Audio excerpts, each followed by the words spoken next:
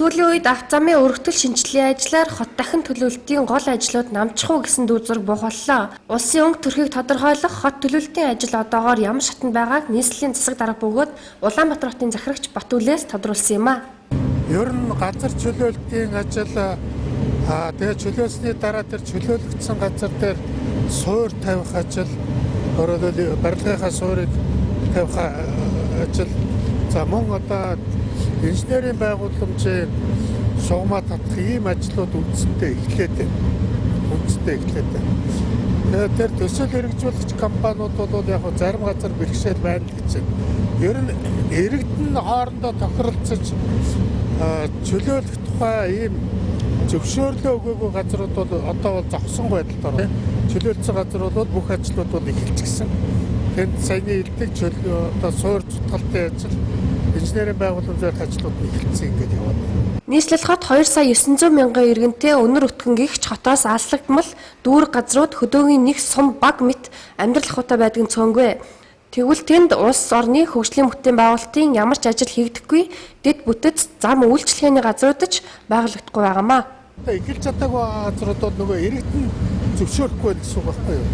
Тэмээ чөлөөлөх тэгээ гэрээ хэлцэл хийхийг бол зөвшөөрөхгүй байгаа. Тэр газрууд бол зогсож байна. Эрт үеэс л хотын хамгийн ашигтай байрлал гэгдэж ирсэн гадныгийн хэсэгт одоо хүртэл гадны хөрөнгө оруулалттай эсвэл дотоодын барилга, зураг төслийн компаниуд бүтээн байгуулалт өрнүүлэе гэж ихээр ханддаг. Тэгвэл гандан хэсгийн гэр хороолд оршин суудаг иргэд газраа худалдахгүй гэсэн байр сууринд бат зогсдог юм а. Энэ хэсгийг хотын дахин төлөвлөлтөнд хэрхэн оруулах талаар ямар ч байсан ганданд бол газар шинжилгээ зохион байгуулах үйл ажиллагаа явуулдаг гэж байна. Тэр бол заавал чөлөөлөх албагүй нөгөө гудамжуудын зайчилж хагаад гудамж тогтчуулах ажил байгаа. Тэр газар шинжилгээ зохион байгуулах. Тэр хэлбэрийг ямар ч байсан энэ удаад намар ганданд хийгээд байгаа юм.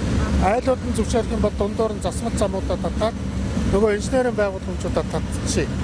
Тэгэх юм бол дараа нь бол тэр гудамж хоорондын айлууд тохиролцоод шаардлагатай бол одоо нэмэлт зээлмэл аваад өөрсдөө төлөвлөлт хийж болно гэж үздэг.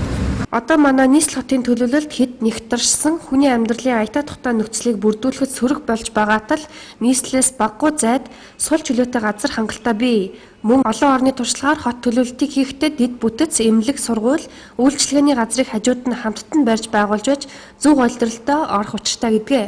Ийхүү хот төлөвлөлтийг хийхдээ хот төлөвлөлтийн зарчим одоо ямар зарчмаар авах вэхээр манай Улаанбаатар хотын ерөнхий төлөвлөгөө 2 сарын 8-нд Ихварлаар батлагдсан.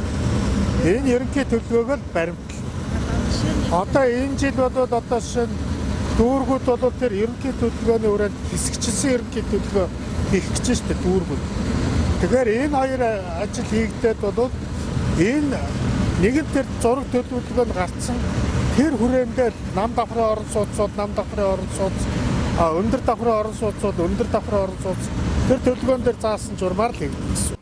Харин хот төлөвлөлтийн газрыг баян хөшөөнд барихаар болсон билээ. Энэ ажлыг Бүгд найрамд Солонгос улсын Халлаа групп гүйцэтгэхээр болсон бөгөөд нийслэлийн захиргаанаас захирамж авч зураг төслөө батлуулах шатндаа байгаажээ.